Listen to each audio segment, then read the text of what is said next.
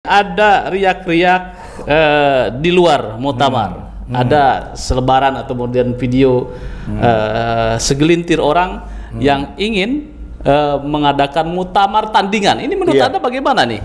LE ini dulu yang menikmati hasil waktu kami di PKB Gus Dur.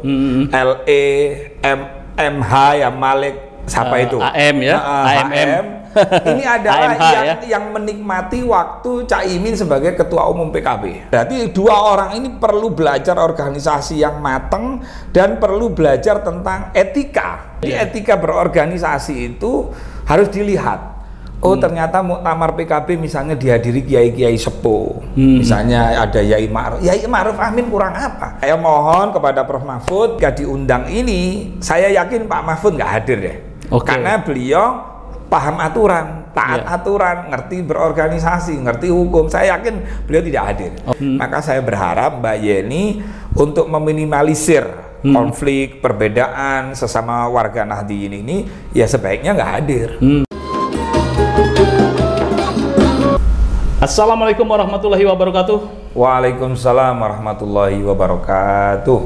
Pemirsa pada Suara TV, bersama saya Yusuf Mares menghadirkan bintang tamu Ketua Nahdliyin United. NU apa MU nih? NU ya.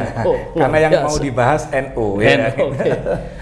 Nahdliyin United adalah kelompok para Nahdliyin kultural yang membentuk komunitas persoalan-persoalan isu-isu tentang Nahdlatul Ulama. Baik, Kang Ropi.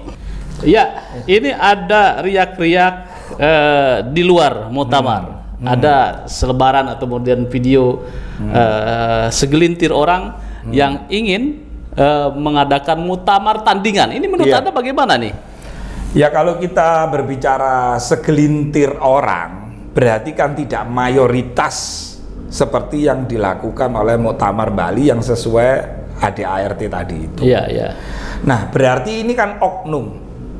Nah siapa mereka segelintir orang? Kalau saya melihat itu kan ada LE. LE ini dulu yang menikmati hasil waktu kami di PKB Gus Dur. LE, MH ya, Malik, siapa itu? AM ya, AMM.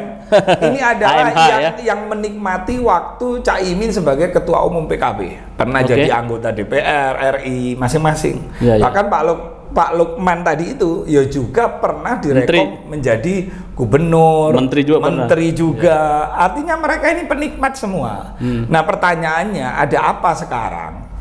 Muktamar yang betul-betul sah secara organisasi, secara ADART, secara hukum pula, berarti dua orang ini perlu belajar organisasi yang matang dan perlu belajar tentang etika. Fatsun politik tadi itu loh. Jadi etika berorganisasi itu harus dilihat. Oh ternyata muktamar PKB misalnya dihadiri kiai-kiai sepuh, misalnya ada Yai Ma'ruf Amin kurang apa? Beliau pernah jadi Rois Am PBNU, beliau juga menjadi tim 5, beliau juga pernah jadi Ketua MUI dan sekarang Wapres gitu. Lah kalau sekelas beliau yang sudah ditunjuk sebagai Ketua Dewan Suro, terus kemudian ada segelintir ini melakukan manuver yang menurut kami sebagai leader Nahdliyin United bahwa mereka telah melakukan operasi senyap. Jadi menurut Anda bahwa ini bisa dikatakan melawan Wapres, melawan Kiai Hot. Betul, dan melawan konstitusi. Berita yang beredar ya akan mengundang dalam muktamar tandingan itu kan ya. Mengundang Mahfud MD, kemudian juga Yani Wahid, kemudian juga ulama pendiri-pendiri NU. Nah, menurut Anda ini sosok yang dua inilah Mbak Yani kemudian Mahfud MD. Bagaimana? Jadi begini, Pak Mahfud ini kan semua orang, beliau pernah jadi Hakim MK, Ketua MK, juga pernah menjadi Menko Polhukam. Lah terus Pak Mahfud hadir misalnya, berarti Pak Mahfud dalam teorinya tidak sama dengan prakteknya. Nah saya mohon kepada Prof Mahfud, kemarin kenapa sih saya mendukung panjenengan? Karena kami melihat bahwa Prof Mahfud adalah pendekar hukum, panglima hukum. Nah jadi Pak Mahfud ketika diundang ini, saya yakin Pak Mahfud nggak hadir deh, karena beliau paham aturan, taat aturan, ngerti berorganisasi, ngerti hukum. Saya yakin beliau tidak hadir. Yeni Wahid gimana dengan Yeni Wahid? Nah, kalau Mbak Yeni Wahid, misalnya diundang nih, Mbak Yeni Wahid, mohon maaf, Mbak Yeni ngapunten, kami tetap hormat sebagai sebagai putrinya guru kami Kiai Haji Abdurrahman Wahid. Dulu waktu zaman PKB, Mas Yusuf, saya ini ketua PKB ranting pertama kali itu. Sampai saya wakil sekretaris Garda Bangsa Jawa Timur. Waktu itu Dewan Suronya Gus Dur, ketua umumnya Caimin. Waktu itu zamannya masih Imam Nahrawi. Saya ini wakil sekretaris. Nah, begitu pisah, kami masih tetap ikut Gus Dur. Bahkan ketika Mbak Yeni keluar dari PKB, ini pentingnya, keluar dari PKB mendirikan PKBIB, kami juga menjadi ketua DPC PKB IB Kabupaten Pasuruan. Oh, sampean jadi ketua DPC. Jadi ketua umumnya. Saya ketua DPC loh, jelek-jelek begini. Ngawur aja ya. Nah, di situ waktu mau pengumuman KPU, saya dari Jawa Timur datang loh. Untuk supaya, karena waktu itu kan ada isu selentingan PKBIB ini nggak diloloskan oleh Pak SBY, oleh KPU lah di zaman Pak SBY. Itu saya demo belani, ternyata nggak lolos. Lah, saya gini, Mbak Yeni ini niat apa enggak ya? Padahal ya Allah, disitulah saya jadi berpikir, harusnya kan Mbak Yeni waktu itu tidak perlu mendirikan partai kalau masih kepingin ngopeni PKB. Karena kalau mendirikan partai berarti kan beliau secara tidak langsung keluar dari PKB. Kan itu gitu loh. Nah, maka saya berharap betul Mbak Yeni kan kemarin juga sowan ke Yai Ma'ruf Amin sebelum digelar muktamar, nggak tahu apa yang disampaikan. Nah, sekarang yang disowani Mbak Yeni ternyata menjadi Dewan Suro PKB, maka saya berharap Mbak Yeni untuk meminimalisir konflik, perbedaan sesama warga Nahdliyin ini, ya sebaiknya nggak hadir. Mbak Yeni, saya yakin beliau ngerti tentang bagaimana aturan kepartaian, aturan organisasi, hukum, konstitusi. Saya yakin beliau paham. Bagaimana nih closingnya terhadap apa desas-desus muktamar PKB tandingan dan juga mungkin terhadap PBNU harapannya Anda? Nah, saya berharap ya PBNU itu kan pengurus besar Nahdlatul Ulama. Sumber muara itu adalah berawal dari beliau-beliau yang ada di tataran PBNU, kan begitu kan? Contohnya apa, Lukman Edi dipanggil, ini dipanggil, semua dipanggil, bikin pansus, bikin pansus, ya kita hormatilah bikin pansus kan gitu kan.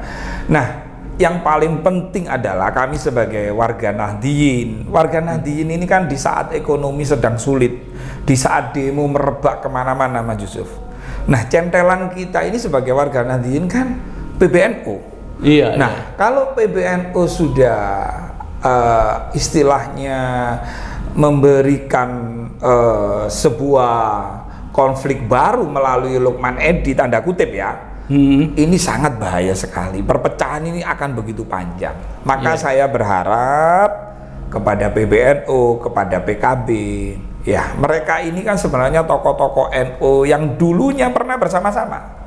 Sampai Yai Mustafa Bisri itu bilang konflik PKB sama NU itu konfliknya Caimin sama Gus Yahya kan itu. Nah, sekarang muktamar PKB sudah selesai, melahirkan Yai Ma'ruf Amin dan dihadiri tokoh-tokoh agama, kiai-kiai sepuh. Jadi harapan saya PBNU ngurusi NU, PKB ngurusi PKB. Karena ADART-nya ini beda-beda gitu loh.